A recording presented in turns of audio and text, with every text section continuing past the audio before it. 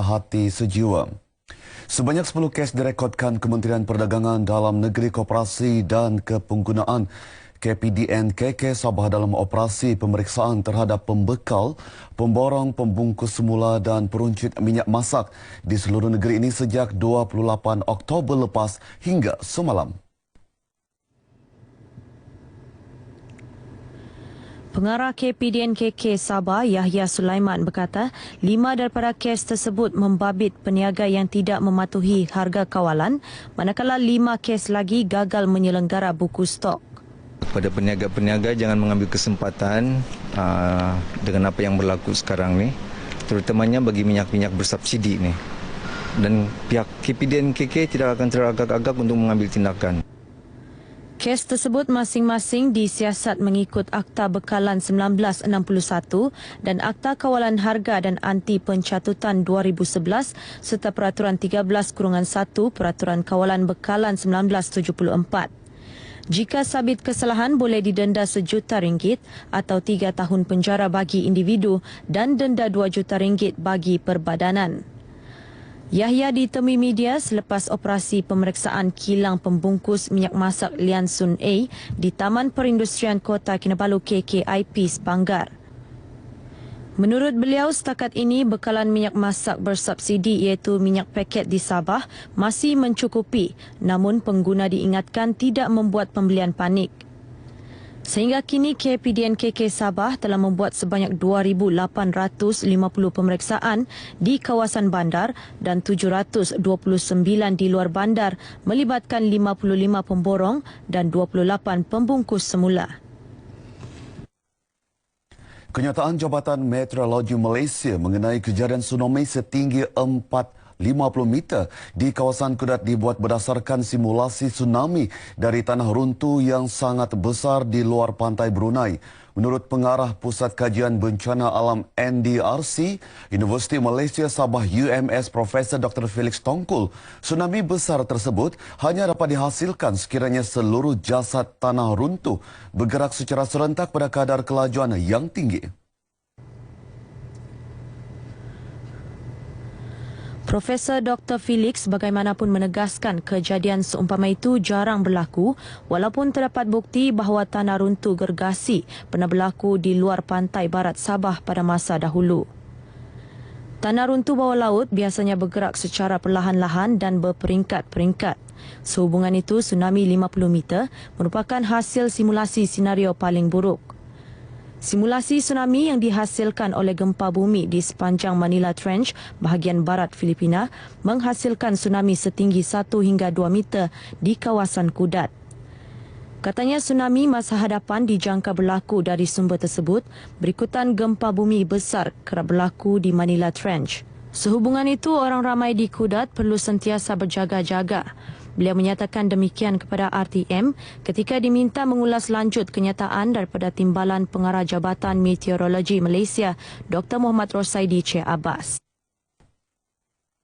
Sementara itu, kejadian jalan retak di Jalan Felda Sahabat 3 ke Bandar Sahabat Lahad Datu bukan disebabkan gempa bumi seperti yang diviralkan.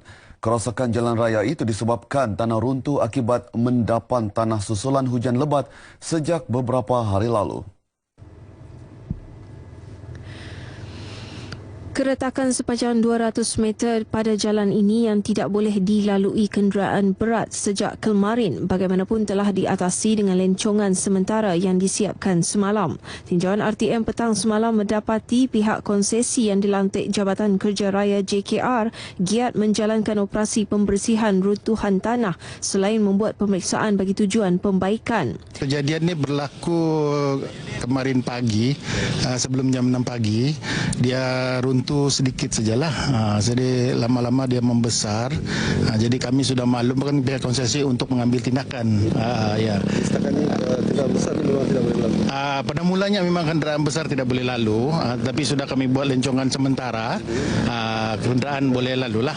Madrun ditemui pemberita RTM di lokasi kejadian. Pengguna jalan raya dinasihatkan agar sentiasa berhati-hati untuk mengelak kejadian tidak diingini. Jabatan Pendidikan Negeri Sabah menggesa pegawai pendidikan daerah mengaktifkan Jawatan Kuasa Keselamatan Peperiksaan Awam Daerah.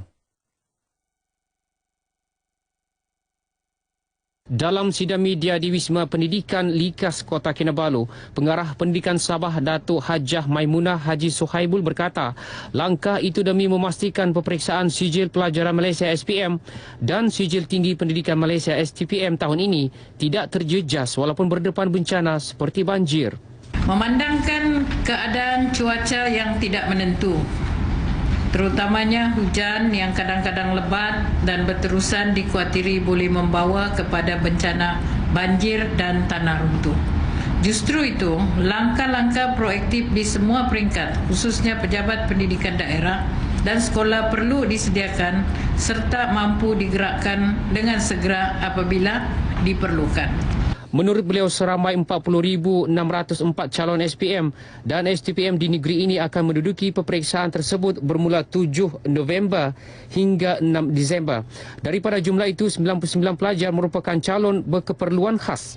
Peperiksaan tersebut akan melibatkan seramai 3,381 petugas di 327 pusat peperiksaan di seluruh negeri.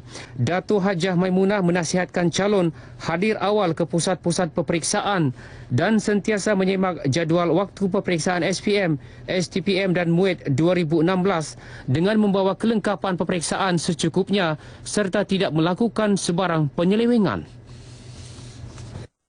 Pelbagai jenis dadah seberat 421.16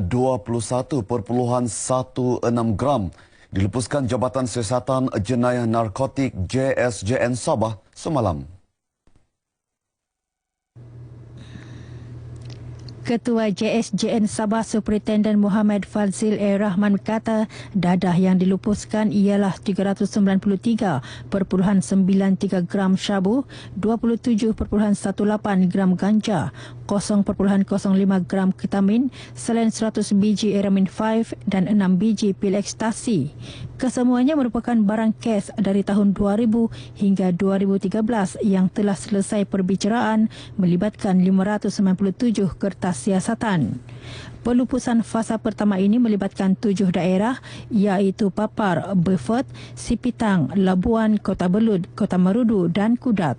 Peraturan ini perlu dilaksanakan selaras dengan standard operation procedure iaitu SOP kita dalam penyiasatan kes-kes di bawah Akta Dadah Berbahaya 1952.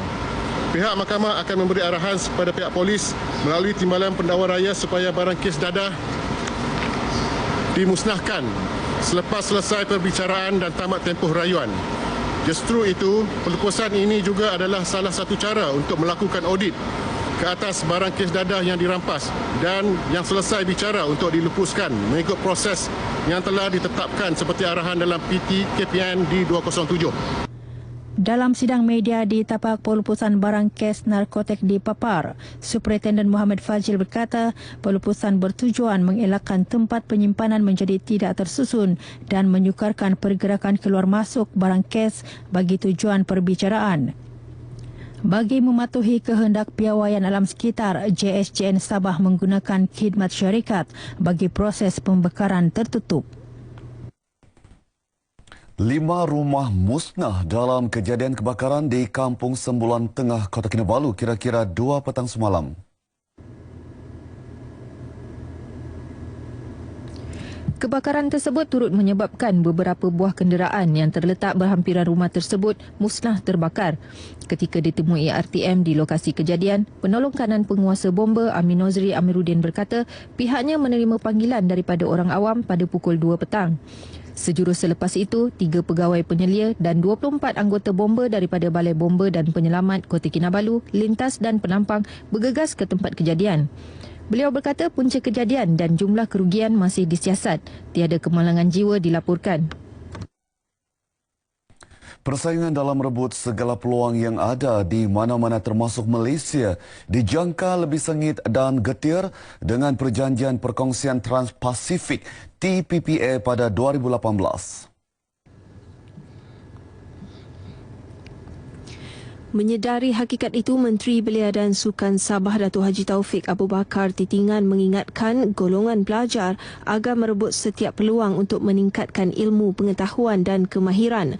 Pada masa sama, ibu bapa perlu memberi sokongan berterusan demi kejayaan anak-anak pada masa depan. Ini kerana tiada jalan pintas untuk meraih kejayaan selain dengan pengorbanan tenaga, masa dan wang. Justru persiapan harus dimulakan sejak awal dengan menetapkan sasaran untuk kejayaan luar biasa dengan meletakkan nilai pendidikan sebagai keutamaan dalam sesebuah keluarga.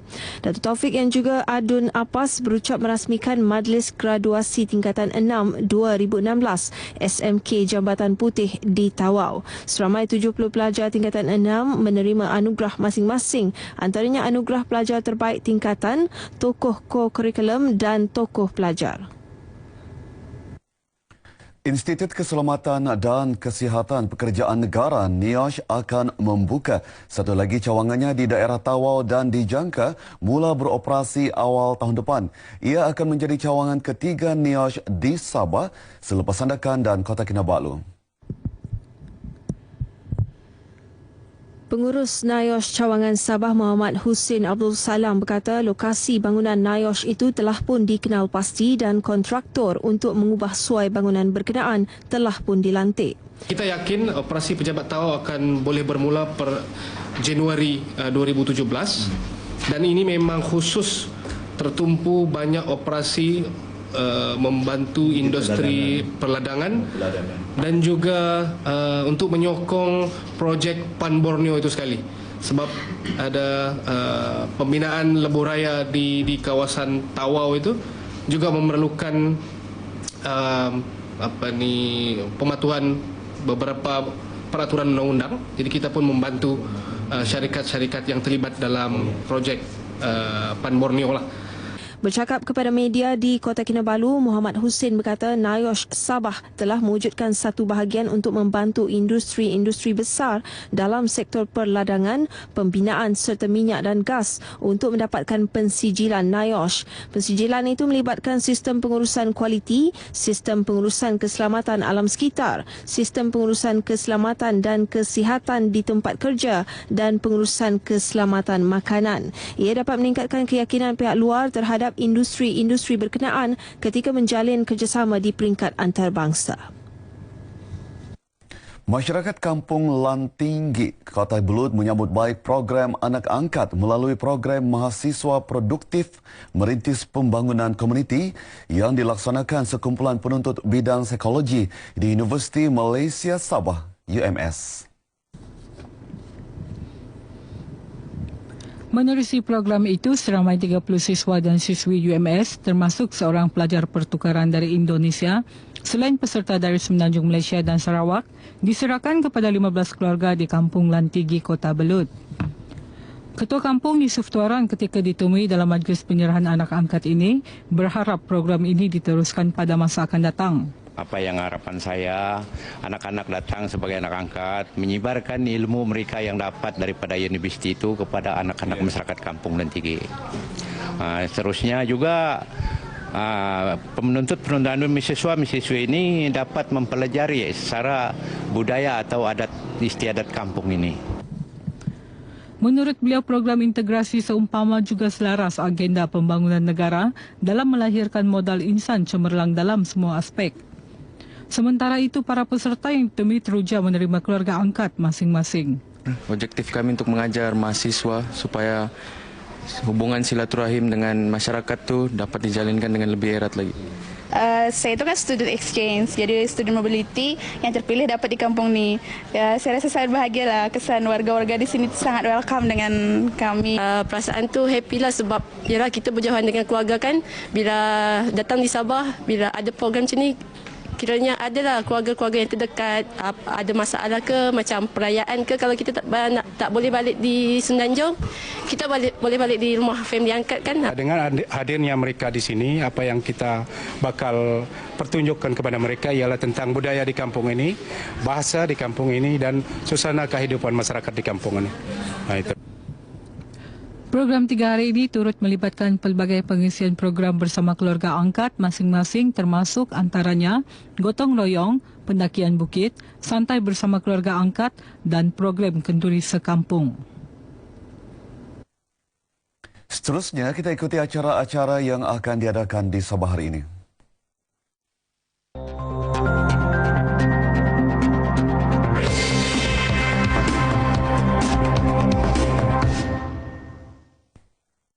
Pada pukul 8 pagi, latih amal tsunami Zon Sabah 2016 akan diadakan di daerah Putatan. Timbalan Ketua Menteri yang juga adun petagas Datuk Seri Panglima Haji Yahya Hussein turut dijadual meninjau latih amal tersebut.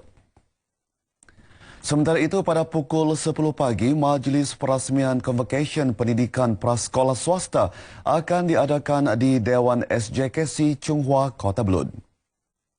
Akhir sekali pada pukul 11 pagi akan diadakan Majlis Perasmian Pesta Lundayeh di Sepitang.